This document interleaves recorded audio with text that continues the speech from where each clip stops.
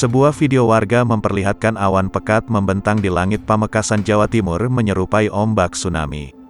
Peristiwa itu terjadi tepatnya di Pantai Talang Siring, Desa Montok, Kecamatan Larangan, Kabupaten Pamekasan, Jawa Timur.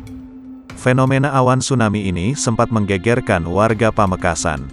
Terkait fenomena itu, Kasih Data dan Informasi BMKG Juanda Teguh Tri Susanto mengungkapkan bahwa awan tersebut adalah awan arkus atau awan tsunami.